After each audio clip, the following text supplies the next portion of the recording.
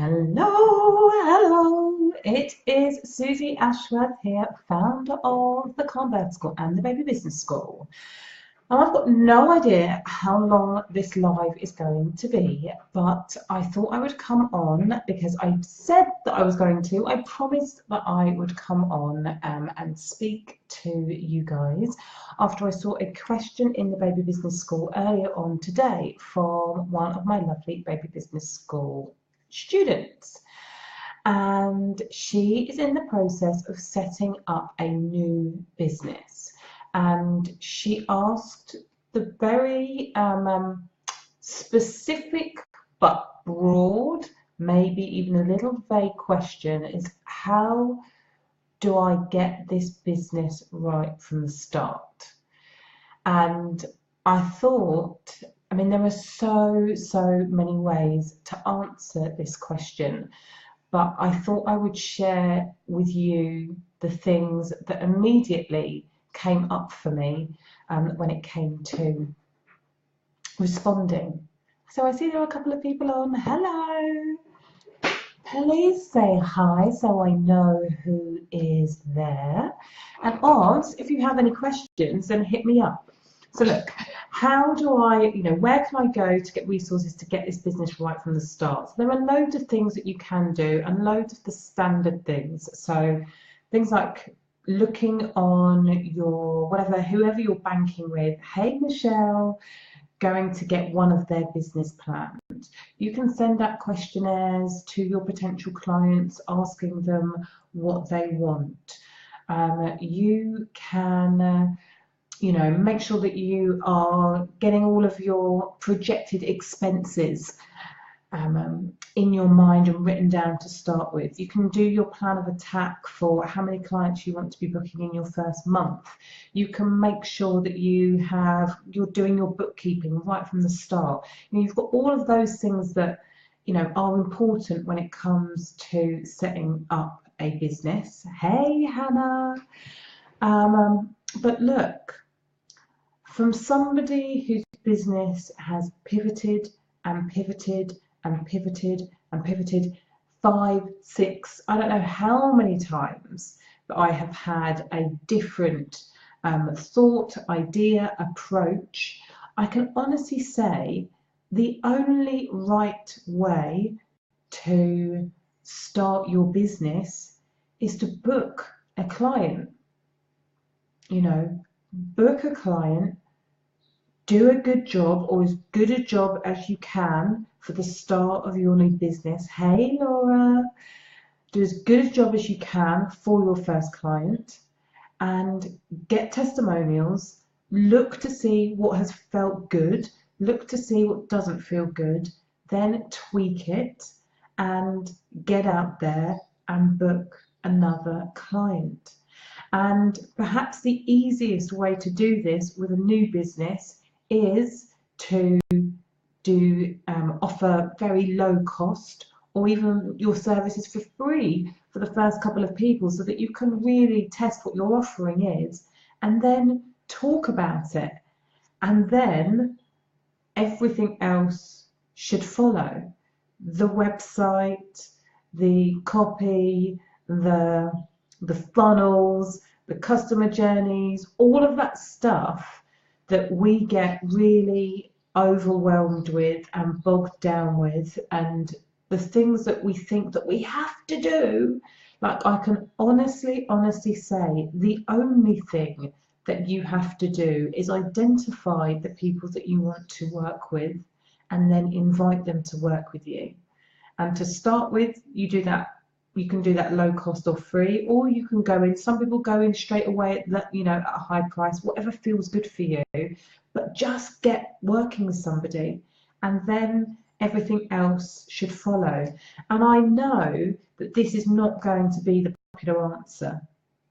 I know that everybody wants the step-by-step blueprint and plan to making 6 figures in the first 6 months or first year, or for some people they just want to make ends meet and they want to know that they are approaching it properly. But the only thing that you can do is know what it is that you want to offer and then speak to people. I wish it was more complicated than that, but it's not, you know. Keeping good records comes after you have got some clients, you know. As a coach, would I say get a coach first thing? I think some people need it, some people don't need it. You know, there are some great courses. The best course that I did was at the very start of my business, or one of the best courses. The most transformational course for me was B School, because I didn't know anything about online business and I wanted to get into online business, and I paid $2,000 for it. So that was the other thing that the lady said. She was like, does anybody know any great courses about getting started, or should I work with a face-to-face coach? It is not going to cost me an arm and a leg. And I think that when it comes to starting something new, particularly when you've had a venture before that hasn't quite panned out, that mindset of investing in your business for growth, if you don't know where to start, and if you're in a place of feeling overwhelmed by all of the things, then spending some money so that you have got direction and spending that with somebody that has done it before, which I think is better than a course, to be honest with you, because a course you have to stay really motivated, you have to be able to spot your own blind spots, you have to see where you can adapt things that aren't so good for you, and when you're coming from a place of, you know, when you're starting from zero, I think that that is harder to do. However, that is exactly how I started, with a course, and then I upgraded to get support via different coaches. I will always have a coach, but I know some of, hey Ruth, hey Ashlyn, I know some of the most successful entrepreneurs will never have coaches. You know, they're not coachable, they don't want it, they're very clear on what it is that they want to do and how they want to create it, and they're prepared to do the Googling, to do the YouTubing, and to do all of the stuff that helps them take the next step. So, good evening, gorgeous. So, unfortunately, the unpopular answer to this question is, how do I do it right? Is be really, really clear on what you stand for, what your message is, and what you're offering, and then offer it to people again and again and again and again. And everything else, the tweaking, the refining, the optimizing, the scaling, all of that stuff comes afterwards.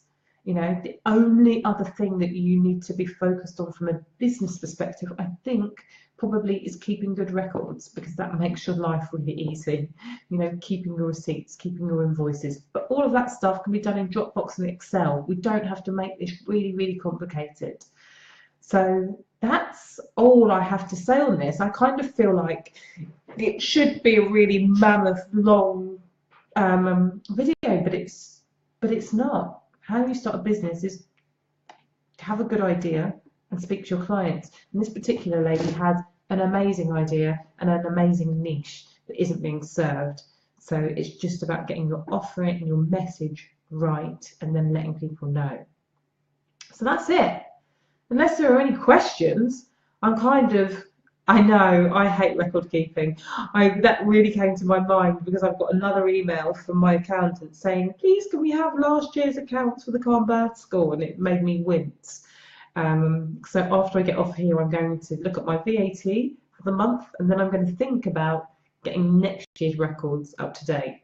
But you know, when you're starting out, not even that is going to make you or break you. It will do a year down the line, but to start with, it's still about having a good offer and speaking to your clients. Accounts daughter. Oh, lucky you. Lucky you. Total synchronicity for you tonight. Good. No such thing as coincidence. Right, you gorgeous human beings. If you don't have any questions, then I am going to probably go and have a cup of tea. I'm going to have a cup of tea and sort my VAT out, because that's just the way I roll. and I don't have a husband tonight. Right, mwah, mwah. Love you so much, and I will speak to you again soon. Bye. I look over there because that's where the comments are, so it's like I'm actually talking to you. Okay, see you later. Bye.